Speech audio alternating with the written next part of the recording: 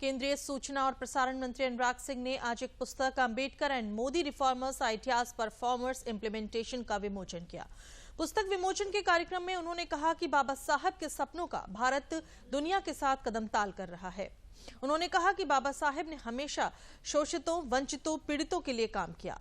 उन्होंने कहा कि बाबा साहब के विचारों को साकार करने का काम प्रधानमंत्री नरेंद्र मोदी की सरकार ने किया है। आइडियाज और परफॉर्मर्स एग्जीक्यूशन, ये अपने आप में अंबेडकर जी के विचारों पर प्रकाश भी डालता है और किस तरह से मोदी जी ने उनको लागू किया और आम आदमी के जीवन में किस तरह से बदलाव लाने का काम किया है। यानी बाबा साहब ने जो समाज के लिए सोचा उसको मोदी ने पिछले 8 वर्षों में कैसे कर दिखाया, ये अपने आप में बहुत कुछ कहता है।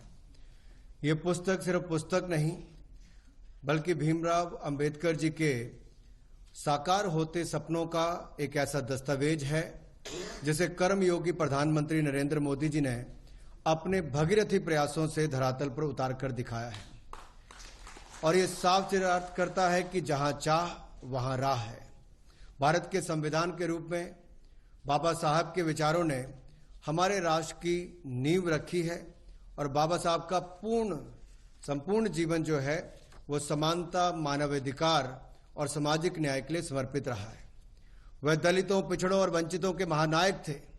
उनके जीवन मूल्य और सिद्धांतों का आधुनिक भारत के निर्माण पर व्यापक प्रभाव है। देश को जब आजादी मिली तो प्रथम कानून मंत्री के रूप में डॉक्टर भीमराव अंबेडकर जी की कल्पना थी कि कैसे समाज में विसंगतियों से दूर किया जा सके, कैसे बहुजनों को, वंचितों को समाज की मुख्य धारा से जोड़ा जाए, विकास की गंगा सब तक पहुंचे और भारत एक विकसित देश की ओर कैसे अग्रसर हो, ये इनके विचार थे और कल्पना भी थी। दुर्भाग्य ये रहा कि आजादी के बाद कई दशक बीत जाने तक कई सरकारें आई लेकिन उस दिशा में ज्यादा काम नहीं हो पाया।